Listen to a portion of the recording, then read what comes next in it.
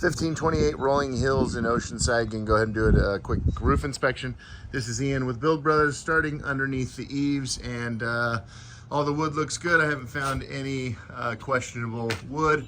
Looks like probably the original plywood underneath the eaves. Sometimes we got starter board underneath there, but it is also typical to see plywood. That all looks pretty good. One thing I did notice was a little bit of tear-off debris, and typical for a little bit of debris to be left over after a roof gets torn off. We see some caps and nails, and so that is actually a good sign in that the old roof was ripped off. It was not covered up when the new roof went on. Let's go ahead and jump up there and take a look at what we see. Something worth mentioning is that the Google Street View that I'm looking at of the house about 10 months ago shows a very, very badly worn roof, kind of similar to the next door neighbor's house. And so it's obvious that this roof has been replaced in the last 10 months.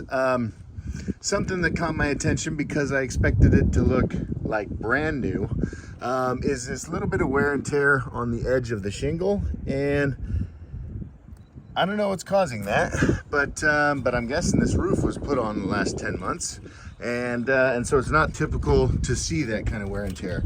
This caulking also looks to be brand new. First and foremost, fundamentally throughout most of the roof, it looks really good. The shingle spacing between the rows looks good. They're, for the most part, pretty straight. The shingle stagger looks good. The nailing pattern looks good. The counter flashing looks good. All new drip edge around the home. The ridge caps are intact, installed properly, and look good. I like the fact that that dish is not on the shingles and it's underneath the eaves. Looks like they put new flashings on the home. We do have some weird wear like that on a couple different places. Not sure if that's damage that occurred during the install or what. But that kind of rough edge on the shingle that's not typical is throughout. Just worth mentioning because if we compare it to those shingles over there on the neighboring home, those look newer for whatever reason, and those are in the Google Street View also. So it's pretty obvious where the issue is, and it is where the two homes come together. Ideally, when we re-roof a duplex, we get both sides, both owners to agree. But we look down these shingle courses, and there's a big mess that has been created right in the middle. Like this shingle course here just vanishes. There's some big spacing. There's a little bit of overlapping. And so tough to say exactly how long this will stay waterproof. Could be a long, long time.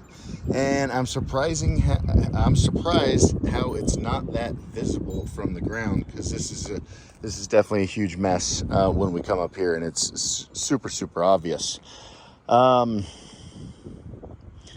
It's as if an extra course was added, or one side of the house got an extra course, but